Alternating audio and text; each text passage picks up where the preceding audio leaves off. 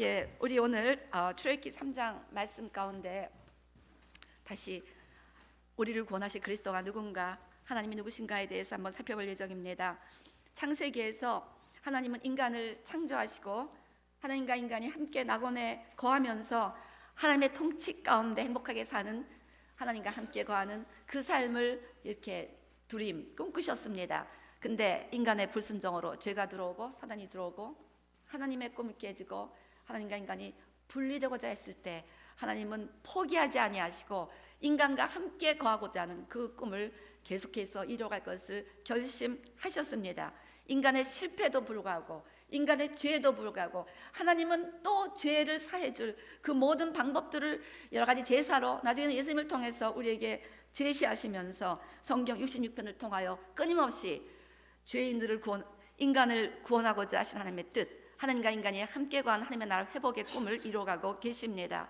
출애굽기는 하나님께서 아브라함과 맺었던 그 언약을 성취하시기 위해서 이스라엘을 애굽의 노예에서부터 끌어내시고 그리하여 아브라함에게 약속하셨던 그 가나안 땅으로 인도해 가시는 과정을 기록하고 있습니다.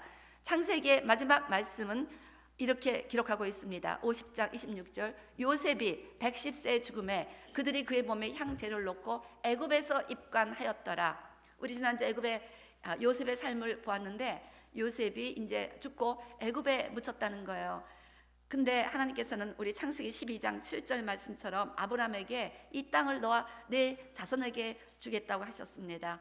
그래서 요셉이 절대로 이 약속이 성취될 것을 믿고 내 유고를 언젠가는 여기를 떠날 때 떠나가라는 유언까지 하지요. 자, 결국 이 언약이 이루어집니다. 그래서 출애굽기 13장 19절, 모세가 요셉의 유고를 가지고 애굽 땅에서 나옵니다. 그리고 결국은 가나안 땅에 요셉의 유고를 묻습니다. 그래서 여호수아서 24장 32절 말씀처럼 애굽에서 가져온 요셉의 뼈를 세겜, 그 가나안 땅 예루살렘에서 약 2시간 그 정도 거리에 있는 그런 작은 도시인데 거기다가 이제 묻게 됩니다. 자, 이처럼 하나님은 인간이 아무리 죄를 짓고 반항을 해도 끊임없이 하나님의 그 뜻을 이루시고 하나님의 계획과 언약을 이루어 가신다는 것입니다.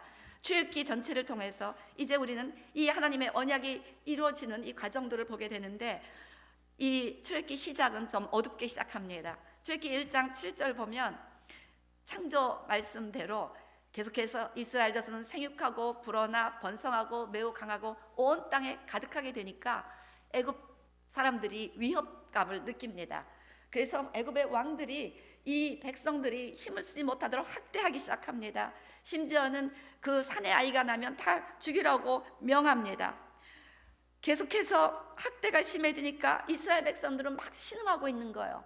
그 신음소리가 하나님께 들립니다. 그래서 어느 날 결국 그들을 구원하실 것을 결심하시고 구원자로 모세를 부르시게 됩니다. 출애굽기 3장 7절 8절, 내가 그 백성들의 고통을 분명히 보았고 그들이 그들의 감독자로 말미암아 부르심을 듣고 그 근심을 알고 내가 내려가서 그들을 애굽인의 손에서 건져내서 지금 외부 이방인들이 살고 있는 그 가나안 땅으로 이끌어 가시겠다고 이렇게 결심하시고 구원자 모세를 등장시키십니다.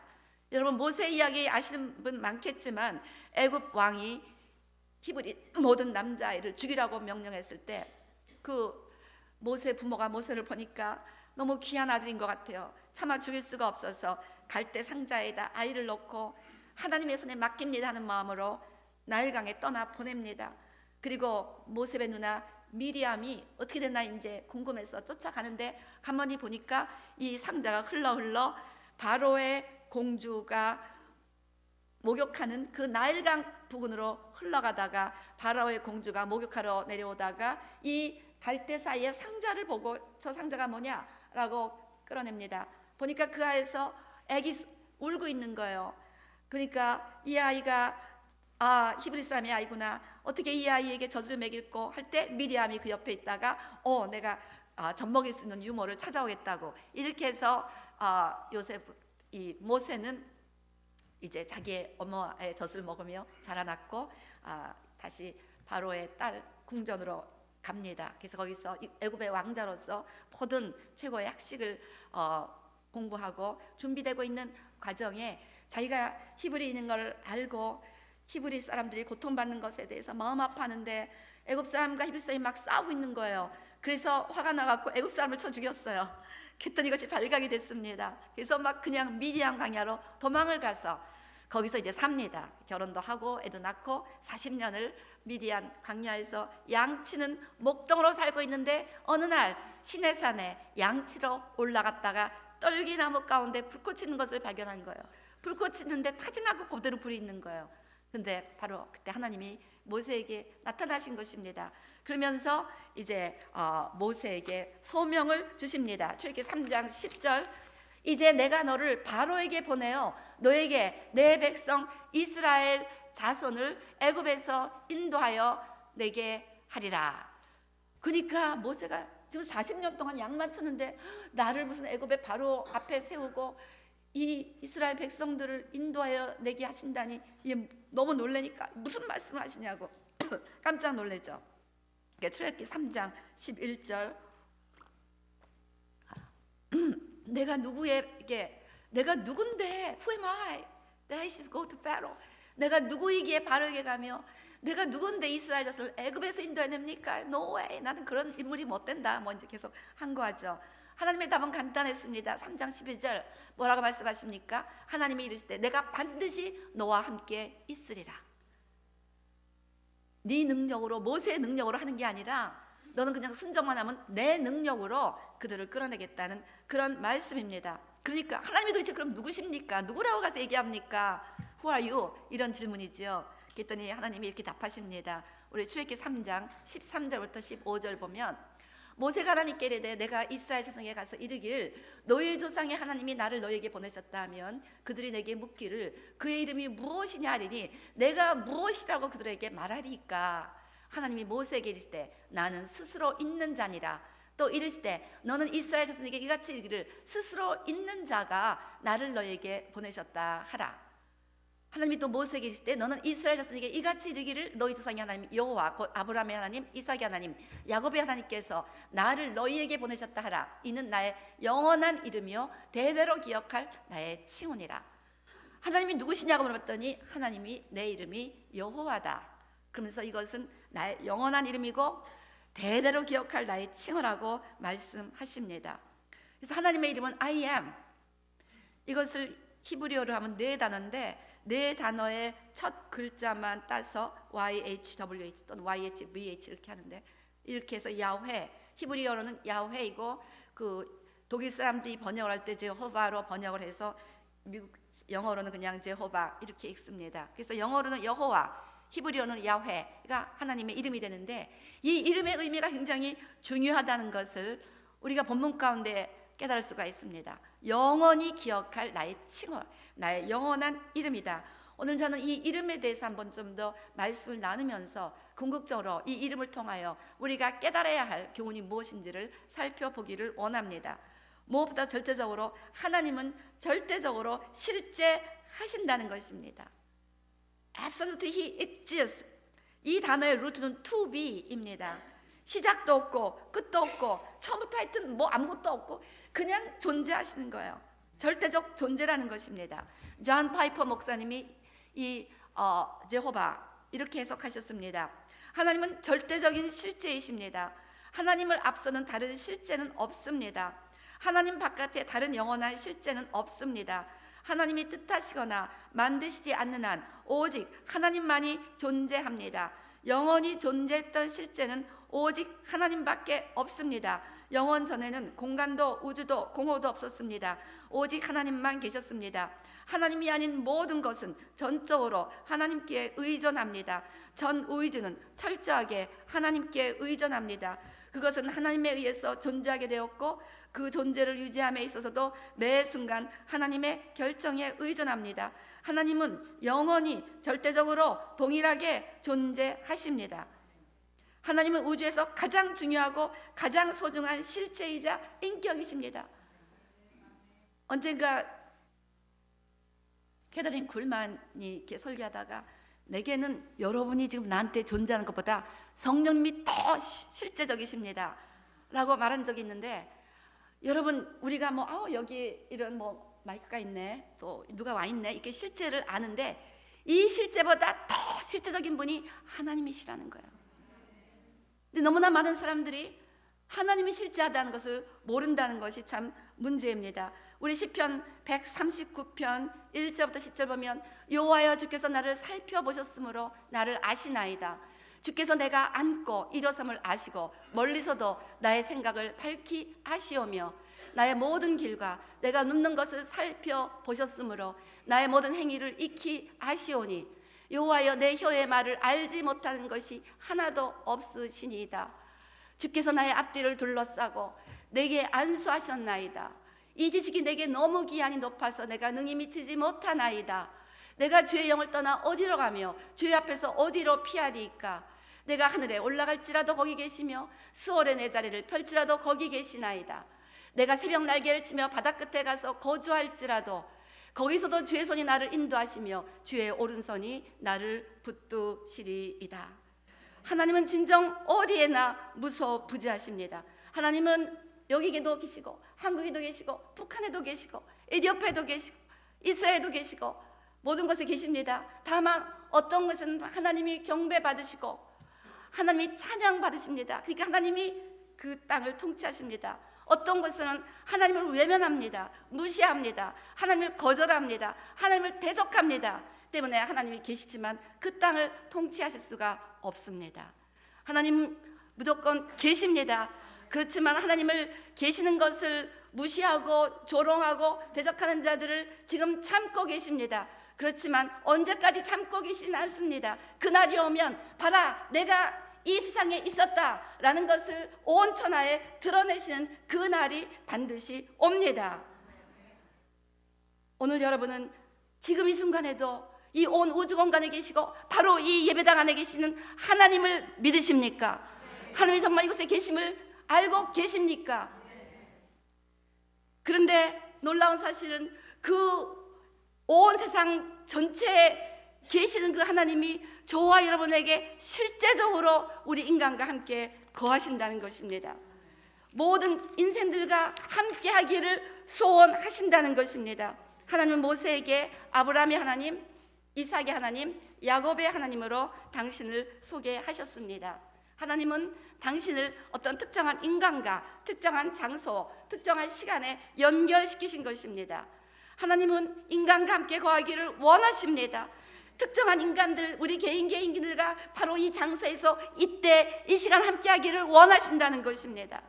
하나님이 인간과 함께 하기를 원하는 그 소원은 창세기에서부터 요한계시록까지의 변함없는 소원입니다. 창세기에 에덴을 만들어주시고 함께 거하기 원하셨던 그 하나님이 성막을 만들어주시고 함께 하나님을 만나기를 원했던 그 하나님이 이제 여기에서도 저와 여러분을 만나주기를 원하십니다.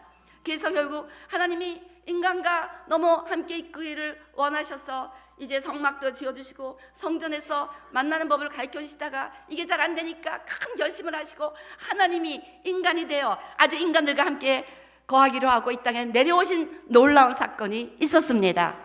마태복음 1장 23절 보라 처녀가 잉태하여 아들을 낳을 것이요 그의 이름은 임마누엘이라 하리라 하셨으니 이를 번역한즉 하나님이 우리와 함께 계시다. 그래서 하나님이 인간이 되셔갖고 인간 가운데서 식사도 하시고 인간 가운데 거하시게 된 거예요. 할렐루야. 근데 더 놀라운 사건이 있었습니다. 하나님은 인간들 사이에 있는 것으로 만족하실 수가 없었습니다. 아예 우리 안으로 들어오기를 원하셨어요. 그래서 결국은 성령으로 이 땅에 오시게 된 것입니다. 그것이 그 위대한 성령 강림 사건이십니다.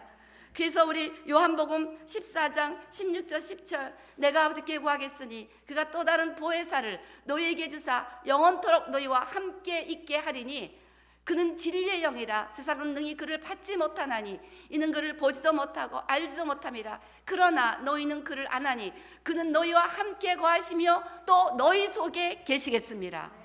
그래서 예수님이 내가 떠나는 것이 너에게 유익이라 It is better for me to leave you. When I leave you, He will come and come into your heart. 그래서 예수님이 떠나셔야 성령이 우리에게 오셔서 성령이 우리 안에 계시기 때문에 그러니까 주님의 소원은요 점점 우리와 가까워지는 거예요.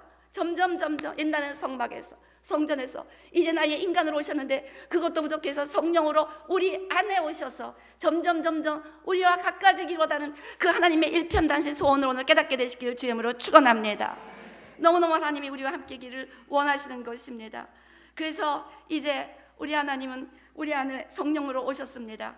요한계시록 3장 20절 말씀처럼 볼지어다 내가 문 밖에 서서 두드리노니 누구든지 내 음성을 듣고 문을 열면 내가 그에게로 들어가 그와 더불어 먹고 그는 나와 더불어 먹으리라. 지금도 문을 열고 예수님을 영접하면 예수님 우리 안에 들어오셔서 우리와 함께 살아가십니다. 성령으로 우리와 함께 살아가신다는 것입니다. 놀라운 일입니다. 여러분, 이렇게 우리와 함께 거하기 원하시면서 우리 가운데 계시고 우리 안에 계시는데 여러분 얼마큼 하나님을 인정하며 살아가고 계세요? 하루에 카톡 체크하고 뭐 텍스트 체크하는 그거에는 너무나 you are very diligent. 네, how often do you remember God every day? 얼마나 자주 하나님 체크하십니까? 하나님, 제가 지금 마음이 외로워요. 하나님, 제가 지금 목이 좀 아파요. 하나님, 제 목을 만져주세요. 걱정하지 마라, 내가 너와 함께 올 것이다. 그렇게 말씀하셨습니다. 아침에 목이 막 아프다고 그랬더니 여러분, 그냥 하나님 좀 레코그나이즈 해주시길 바랍니다. 막 카톡 하루에 한 10번 체크하죠. 예? 10번도 적지. 근데 하나님 한번 그렇게 체크해 보세요. 하나님, how are you? 성령님, 안녕하세요. 성령님, 제가 지금 누구 만나야 되는데 뭐 말할지 가르쳐 주세요. 성령님, 내가 회사에서 이 일을 해야 되는데 이 일을 잘 감당할 수 있게 도와주세요. 내가 지금 운전해 가는데 속도 잘 지켜서 티켓 먹지 않게 해주세요. everything. 자, 그렇게 여러분 나와 함께 하시기를 원하시고 우리 가운데 그렇게 거하기를 원하시는 하나님의 소원을 아시고 하나님과 더 가까워지시기를 주님으로 축원합니다. 그래서 하나님은 자꾸만 내가 여기 있다, 좀 recognize me 하는 마음으로 자꾸 당신을 나타내기를 원하십니다. 모든 채널을 통해서 하나님은 당신을 우리에게 나타내기를 원하시는 거예요. 출애굽기 가운데 하나님은 굉장히 자주 하나님을 좀 나타내기를 원하셨습니다. 그래서 열재앙을 통해서 이것저것 하나님은 당신을 나타내십니다. 우리 출애굽기 6장 6절 7절도 결국은 이렇게 이스라엘 백성을 속량해 내시는데 7절 이렇게 말씀하십니다. 너희를 빼내 너희 하나님 여호와인 줄 너희가 알지라. 너희가 좀 내가 누군 줄 알들어? 내가 이렇게 너희들에게 큰 능력을 행해서 끌어내겠다. 7장 5절도 내가 내 손을 애굽 위에 펴서 이스라엘 자손을 그 땅에서 인도하여 낼 때야 애굽 사람이 나를 여호와인 줄 알리라 하시네. 하나님은 이스라엘 백성도 하나님이 여호와인 줄을 알기를 원하시고 애굽 사람도 참신이 오직 여호와 하나님인 줄을 알기를 원하셨다는 것입니다. 8장 10절도 마찬가지로 왕에게 우리 하나님 여호와 같은 이가 없는 줄을 알게 하니 바로 왕도 진짜 이 히브리인들이 믿는 하나님이 진짜 최고의 하나님 여호와구나를 알기를 원하셨다는 것입니다. 9장 14절도 내가 이번에는 모든 재앙을 너와 내 신하와 내 백성에게 내려 온 천하에 나와 같은 자가 없음을 내가 알게 하리라. 여러분, 자꾸 하나님은 모든 사건을 통해서 하나님을 알리기를 원하신다는 것입니다. 10장 2절도 마찬가지예요. 너희는 내가 여호와인 줄 알리라. 11장 7절도 거기도 마지막 이스라엘 사이를 구별하는 줄 너희가 알리라. 하나님께서 하나님 믿는 사람과 하나님 믿지 않은 애굽 사람을 구별하는 줄 너희가 알게 되리라. 그러면서 이제는 19장에서는 아예 막 하나님께서 어마어마하게 시내산에서 200만 이스라엘 백성들 앞에서 우레와 번개와 빽빽한 구름과 매우 큰 나팔 소리로 그 연기 가운데 자신을 나타내십니다. 그리고 모세에게 하나님의 손가락으로 친히 쓴 십계명 돌판을 주십니다. 이제 너희가 나를 알게 원하면 이 말씀대로 살아라. 그래서 이 모든 말씀은 인간에게 하나님을 계시하시는 방법입니다. 우리가 말씀을 묵상하고 말씀을 읽고 말씀 가운데 살아야 되는 이유는 바로 모든 말씀 가운데 하나님을 만나니까, 하나님의 음성을 들으니까, 하나님이 누군지를 알게 되니까.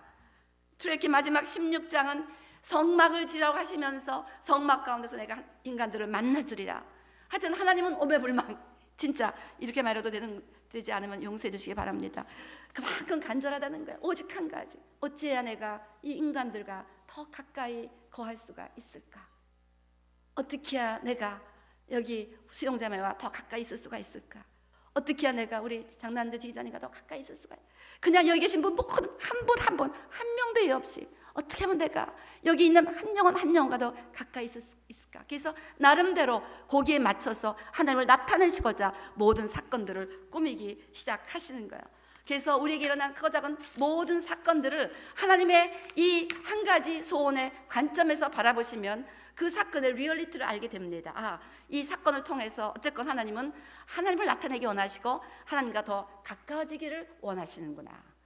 요거를 딱 캐치해서 반응을 하시면 그 다음은 하나님이 통치하시는 하나님 나라의 그 은혜 가운데 살아갈 수가 있다는 것입니다. 그렇습니다. 하나님은 모든 사건들을 통해서 우리 집에 그 물난리 사건을 통해서 하나님은 하나님이 누구신지를 나타내셨고 저는 그 사건을 통해서 하나님과 가까워졌습니다. It's so true. 집에 있을 때보다 야, 하나님이 이런 분이구나, 세상에 이런 일을 다 하실 수 있는 분이구나를 맨날 놀라는 거예요. 그래서 하나님을 더 알게 되고 가까이 가게 되었습니다. 그래서 하나님은 이 땅에 사는 동안 저와 여러분을 점점 주님 가까이 아까 우리가 성가대 찬양은 우리가 주님 앞에 가까이 나아가기 1분지 2분지 하나님께 가까이 나아가기를 우리가 막 열심히 찬양했었는데 이제 하나님 또 거꾸로 우리에게 또 가까이 나오기를 원하신다는 것입니다. 그래서 그날 예수님이 재림하실 때는 완전 연합이 일어나는 거예요. 너무 가까워지다가 하나님과 인간이 하나로 연합하는 그것이 하나님의 목표입니다. 마치 신랑과 신부가 처음에 만나서 점점 가까워지다가 우리 같이 살자 이거 딱 결혼해갖고 하나가 되듯이 이 비밀이 크도다 하나님이 말씀하셨잖아요. 그래서 하나님과 인간이 이렇게 점점 가까워지다가 완전히 그날 예수님 오시면 공중 혼인잔치를 통해서 우리가 완전히 하나로 연합한다는 것입니다. 때문에 우리가 이 목표를 가지고 살아야 됩니다. 여러분이 어떤 목표를 가지고 살아가시는지 모르지만 여러분이 개인적으로 성공도 하고 실패도 하고 그것 때문에 좋아하기도 하고 기뻐하기도 하지만 하나님 앞에는 그런 것들이 이렇게 큰 의미가 없습니다. 중요한 건 내가 이 사건을 통해서 하나님 앞에 더 가까이 나아가고 있는가, 더 연합하고 있는가, 매 순간 24시간 더 하나님과 가까워진 한 목표를 가지고 가능한 하나님을 자꾸 인식하고 하나님하고 얘기하고 그러니까 쉬지 말고 기도하라고 주님은 말씀하시는 것입니다. 그래서 여러분 하나님이 자꾸 당신을 나타내시는데 그 하나님 앞에 가까이 나가셔서 하나님과 완전히 하나로 연합하는 것을 목표로 하며 살아가게 되시기를 주의 이름으로 축원합니다. 그렇게 하면 모든 것을 더해 주신다는 거예요. 먼저 그의 나라와 그의 의를 구하라. 이 모든 것을 너에게 더하신다고 하지 않습니까? 그 하나님, 우리와 함께 하기로 하시는 그 하나님은 이제 인간이 사단에게 완전히 압제당하고 눌려있을 때 다가가셔서 그 인간을 구해내신다는 의미가 바로 또한 여호와 야훼라는 의미에 있습니다. 우리 출애굽기 6장 2절부터 7절 말씀 보면 하나님이 모세에게 말씀하여 이르시되 나는 여호와이니라. 내가 아브라함과 이삭과 야곱에게 전능의 하나님으로 나타났으나 나의 이름을 여호와로는 그들에게 알리지 아니하였고 아브라함, 이삭, 야곱에게는 전능하신 하나님 엘샤다이로 내가 알렸는데 그들에게는 내가 여호와라고 알리지 않았다. 왜냐하면 그들은 이렇게 끌어내올 그럴 필요가 없이 그 땅에 잘 살고 있었으니까. 그런데 이제 4절 보세요. 가나안 땅과 그들이 거류하는 땅을 그들에게 주기로 그들과 언약하였더니 이제 애굽 사람이 종으로 삼은 이스라엘 자손의 신음소리를 내가 듣고 나의 언약을 기억하더라. 그러므로 이스라엘 자손에게 말하기를 나는 여호와라. 내가 애굽 사람의 무거운 짐 밑에서 너희를 빼내며 그들의 노역에서 너희를 건지며 편팔과 여러 큰 심판들로서 너희를 속량하여 너희를 내 백성으로 삼고 나는 너희의 하나님이 되리니 나는 애굽 사람의 무거운 짐 밑에서 너희를 빼낸 너희의 하나님 여호와인 줄을 너희가 알지라. 때문에 야훼 여호와라는 말 뜻에는 항상 존재하십니다. 어디든지 계십니다. 우리가 바로에게 당할 때 사단에게 눌려서 내 뜻이 아니라 사단의 뜻에 끌려다니고 있을 때 내가 인생 가운데 눌리고 고통당하고 신음하고 있을 그때도 하나님은 존재하십니다. 그곳에 계십니다. 그곳에 들어가실 수가 있습니다. 그곳에 들어가셔서 하나님께서 큰 팔로 그들을 끌어내오시는 분이라는 분이 야훼라는 뜻에 있기 때문에 옛날에 아브라함과 이삭과 야곱에는 내가 야훼라고 알리지 않았다. 그들은 뭐 하나님을 여호와라고 불렀다는 기록이 있지만 하나님은 당신을 스스로 여호와로 알리지 않으셨습니다. 엘샤다이, 창조의 하나님, 모든 피조물들을 풍성하게 먹이시고 살리시는 그 엘시다의 풍성한 하나님으로만 했는데, 이제 이스라엘 백성들이 바로 밑에서 신음하고 거기서 압제당하고 있을 때는 내가 야훼로, 그들이 내가 없는 줄 아는데 내가 그들 가운데 있다는 것을 너희를 끌어내서 알리겠다, 이 뜻인 것입니다. 그래서 하나님이 어떤 악한 상황에도, 어떻게 사단이 나를 내리는 그 상황에도 하나님이 들어가셔서 그곳에 계시면서 I am there, 내가 거기 존재하면서 그 전능한 능력으로 그들을 끌어내시는 그 의지를 표현하시고, 바로 이 하나님의 야훼, 내 백성들 가운데, 고난 가운데, 신음 가운데, 압박 가운데 내가 거기 인터빈, 함께해서 들어가서 그들을 내가 자유케 하겠다는 이 하나님의 구원의 뜻을 가지고 예수님께서, 예수, 내 백성을 죄에서 구원할 자라는 의미로 이 땅에 오신 것입니다. 그래서 예수님의 사역을 이렇게 예수님이 말씀하셨습니다. 누가복음 4장 18절 19절 이렇게 예수님의 사역이 정리됐습니다. 주의 성령이 내게 임하심으로 내가 가난한 자에게 복음을 전하게 하시려고 내게 기름을 부으시고 나를 보내사 포로된 자에게 자유를, 눈먼 자에게 다시 보게 함을 전파하며 눌린 자를 자유롭게 하고 주의 은혜를 전파하게 하려 하심이라. 그래서 우리 예수님은 포로된 자, 눌린 자에서 구원해내는 그 하나님의 뜻을 이루기 위해서 딜리버러로 이 땅에 오셨다는 것입니다. 여러분, 이스라엘 백성들이 그렇게 애굽의 바로의 통치 밑에서 눌리고 신음하고 고통하고 있을 때 그들을 강력하게 끌어내어 가나안에 이르기까지 놀라운 기사와 이적을 기억해 보시기를 바랍니다. 애굽의 열 재앙은 물론이요, 홍해가 갈라졌고 그 200만을 광야에 아무런 그로서리 스토어도 없고 아무것도 없는데, 아무것게 농사지을 땅도 없는데 하늘에서 만나가 내리고 하늘에서 메추라기가 내리고, 그리고 그들을 다 공급하시고 먹여 살리시고 그보다 큰 외적들이 왔지만 다 이기게 하시고, 그렇게 하시면서 그들을 가나안으로 이끌었습니다. 지금도 어제나 오늘이나 영원토록 돌아가신 하나님께서는 지금도 그때와 동일한 능력을 가지고 여러분들이 사단의 압제 밑에서 고통당하고 눌리고 신음하고 있을 때 여러분들을 끌어내어 자유케 하시는 분이신 것을 믿게 되시기를 주님으로 축원합니다. 실제로 하나님의 그 구원의 뜻이 예수 그리스도 이름 안에서 성취되었고 지금도 성취되고 있습니다. 때문에 우리가 예수님의 이름으로 기도할 때는 할렐루야, 우리는 승리했습니다. 마치 그 옛날 하나님께서 이스라엘 백성들을 바로의 압제 가운데서 자유케 하셨듯이 예수님의 이름으로 나는 자유케 될 것을 믿습니다. 여러분이 어떤 중독과 어떤 고통 가운데 신음하고 있습니까? 하나님께서 예수 그리스도의 이름으로 여러분들을 자유케 하실 것을 믿습니다. 오늘 여러 가지 악한 영에게 눌려 신음하고 고통받으신 모든 분들을 예수님의 이름으로 하나님께서 완전하게 자유케 하실 것을 주임으로 선포합니다. 그래서 우리 하나님은 그 야훼라는 이름, 내가 어떤 상황에도 인터빈해서 너희를 자유케 하시겠다고 말씀하시는데, 그 과정에서 우리가 한 가지 주의해야 할, 어떻게 실제적으로 이렇게 프리덤, 자유케 되는 역사가 일어나는가를 보시겠습니다. 우리 출애굽기 2장 23절부터 25절 보면, 여러 해 후에 애굽 왕은 죽었고 이스라엘 자손은 고된 노동으로 말미암아 탄식하며 부르짖으니, 그 고된 노동으로 말미암아 부르짖는 소리가 하나님께 상달된지라.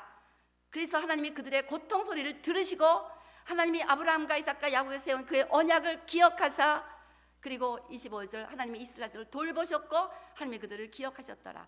자, 여기 제가 이걸 더 정확하게 찾아보려고 제가 보고 있는 성경 Tree of Life 버전, 히브리어를 직역한 그 성경, 그다음에 앰플리파이드 버전, 또 NIV 킹제임스 버전 다 이렇게 찾아봤습니다. 그래서 우리가 일단 부르짖어야 한다는 거예요. 기도해야 한다는 거예요. 하나님은 그냥 우리 문제만 해결해 주는 해결사가 아닙니다. 문제 해결이 목표가 아니라 하나님의 목표는 하나님과 우리가 가까워지는 것입니다. 문제를 통해서. 때문에 문제를 생겨서 우리가 고통받는 거 다 아십니다. 그래도 하나님은 그 문제를 가지고 하나님이 우리 인간들이 하나님 앞에 나와서 부르짖어 기도하기를 기다리신다는 것입니다. 이것이 하나님의 프린시플, 유니버설 로우예요. 어떻게 할 수가 없습니다. 그래도 너희가 구하여야 할지라. 하나님은 지금 가까워지는 것이 목표지, 문제 해결은 지금도 시간 문제예요. 해결해 주시는 거 금세 해결해 줄 수 있는데 왜 이렇게 쉽게 안 해주시고 그렇게 기다리시느냐. 우리가 하나님 앞에 나와서 막 하나님 아버지 도와주세요 하는 건 너무 엔조이 하시는 거야.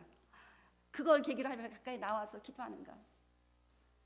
가까이 하고 싶으면 부모님들이 생전 자식들이 안 찾아오니까 나 병 났다 그럼 이제 오잖아요. 그렇게 해서라도 좀 가까이 오게 하고 싶어서 문제를 주시며 문제 갖고 성도들이 문제 갖고 하나님 앞에 나와서 기도하는 그게 너무 흐뭇하신 거야. 어쨌든 하나님 앞에 나왔어. 하나님 아버지 어쩌고저쩌고 얘기하는 게 너무 이쁜 거야. 그래서 문제를 우리에게 허락하십니다. 그래서 우리가 막 이제 하나님 그 안에서 딜리버런스, 자유함을 얻고 프리덤을 얻고 온전한 영혼육의 구원을 누리기를 원하신다면 문제를 가지고 하나님 앞에 나아가시기를 주의 이름으로 축원합니다. 문제를 가지고 나가서 하나님 앞에 약속을 상기시켜야 됩니다. 그 언약을 상기시켜야 되는 거예요. 하나님, 예수님의 이름으로 이렇게 언약하셨잖아요. 예수님의 이름으로 내 죄를 용서해 주시고 예수님의 이름으로 사단이 도망가고 예수님의 이름으로 모든 저주가 끊어졌다고 했는데 제가 아직도 이렇게 사단의 압박 가운데 모든 그냥 무서운 저주의 고통이 이 가족들을 이렇게 고통스럽게 하고 있습니다 하면서 약속을 지켜주세요. 예수님은 구원자로 오셨는데 나 예수 믿는데 구원을 해주세요 라고 하면서 하나님께 약속을 상기시켜 드려야 된다는 거예요. 그래서 우리가 이 두 가지 해야 됩니다. 기도하고 하나님의 약속을 기억시켜 드리고 나로 약속을 기억하게 하는 자들아, 여호와로 기억하시게 하는 자들아. 기도하는 자들을 그렇게 이사야에서 표현했잖아요. 나로 기억하게 하시는 자들아. 하나님으로 하여금 약속을 기억하게 하는 자들이 기도의 자들이기 때문에 말씀 붙잡고 기도하는 것이 너무나 중요하다는 것입니다. 그래서 우리가 이렇게 하면 말씀을 붙잡고 하나님 내가 사단에게 지금 압제당하고 있습니다. 하나님의 약속대로 나를 자유케 해주세요 라고 막 기도하면 하나님이 네 가지를 하십니다. 고통 소리를 들으신다고 했습니다. 고통 소리를 들으시고 여기 어느 버전인가는 서빙 우리의 후느낌을 들으신다. 내가 너의 눈물을 보았고 내가 너의 기도를 들었노라. 여러분 우리의 눈물 보십니다. 우리의 기도 들으십니다. 절대로 들으십니다. 하나님이 들으실까 안 들으실까 걱정하지 말고 그냥 기도나 열심히 하시기 바랍니다. 하나님은 들으세요. 하나님이 들으신다고 하시면 믿으시기 바랍니다. 그러니까 내 기도가 하나님 들으시나 염려하지 마시고 기도나 열심히 하시기를 바랍니다. 하나님이 들으시고 그 다음에 언약을 기억하신다는 거야. 그렇지, 내가 내 아들 예수의 이름으로 이 모든 죄를 용서해 준다 그랬지, 모든 저주에서 끊어준다고 했지, 기억하신다고 하셨습니다. 언약을 기억하시고 그 다음에 보신다고 해요. 그게 그들을 이스라엘 자식을 돌보셨고 God looked on the Israelites 이렇게 써 있습니다. 근데 어떤 번역은 he saw, 어떤 번역은 he took knowledge about them. 그들을 보시고 그들의 상황에 대해서 알게 되신다는 거예요. 아, 이스라엘 백성들이 정말 unfair하게 이렇게 학대를 당하고 있구나. 북한의 이 사람들이 이렇게 가미즘 밑에서 고통당하고 있구나. 이렇게 아신다는 거예요. ICC가 unfair하게 맨날 펄밋 때문에 이렇게 건축이 딜레이되고 참 억울한 사정이구나. 우리가 부르짖어 기도하면 아신다는 거예요. 아신다는 거예요. 그래서 돌보시고 그 다음에 하나님이 친히 관심을 갖게 된다는 거예요. He was concerned about them.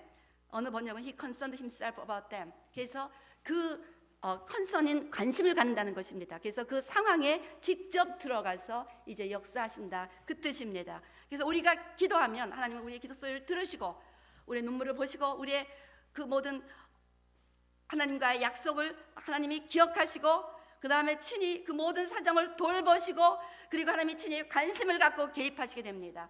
I am 실제로 거기 그 계시는 하나님이 이제 액션을 갖고 거기에 개입하시게 된다는 것입니다. 이렇게 해서 실질적으로 이스라엘 백성들이 애굽의 바로의 앞제서부터 자유케 되는 출애굽의 역사가 일어났습니다. 이런 출애굽의 역사는 지금도 예수님의 이름으로 날마다 우리 삶 가운데 일어날 수가 있고 일어나고 있습니다. 지금도 여러분을 공격하는 모든 어둠의 세력에서 여러분이 기도하면 그리고 예수님의 이름으로 기도하면 하나님은 여러분들의 기도를 들으시고 예수님과의 언약을 기억하시고 그 상황의 억울함과 아픔을 보시고 하나님께서 친히 들어가셔서 그 상황을 해결해 주십니다. 그래서 야훼라는 이름에는 우리가 이렇게 하나님 앞에 기도함으로 말미암아 하나님의 능력을 이끌어낼 수 있어야 한다는 것을 가르치고 있다는 것입니다. 여러분 기억하시기 바랍니다. 정말 하나님의 소원은 하나님과 인간이 날마다 가까워지는 것입니다. 때문에 이런저런 문제를 주실 수가 있습니다.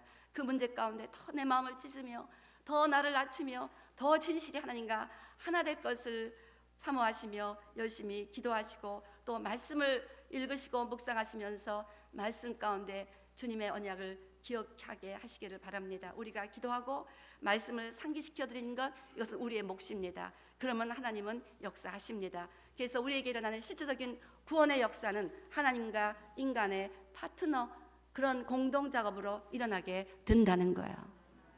하나님은 지금도 여러분들을 다 도우실 수가 있습니다. 그런데 여러분이 부르짖어 기도하셔야 됩니다. 하며 언약을 상기시켜 드리시기를 바랍니다.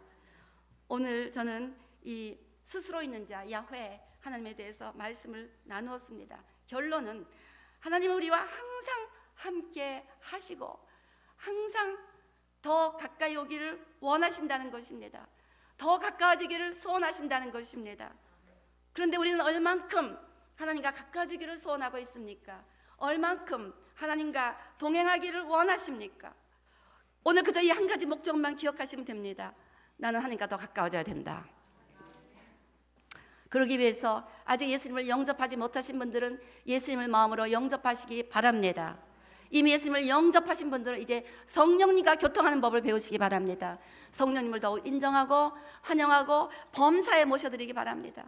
여러분이 셀 모임을 할 때도 아니면은 직장에서 일을 할 때도 학교에서 공부를 할 때도 성령님 도와주세요. 성령님 우리 직장 가운데 함께 해주세요.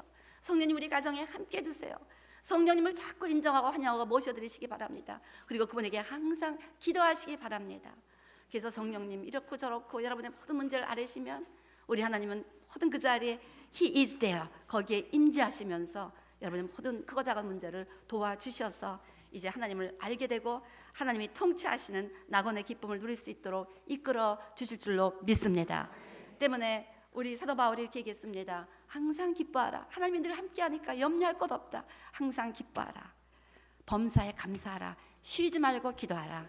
이는 그리스도 예수 안에서 너희를 향하신 하나님의 뜻이니라. 그저 범사의 주님을 모셔드리기만 한다면요 즉각적으로 마음에 평안이 옵니다.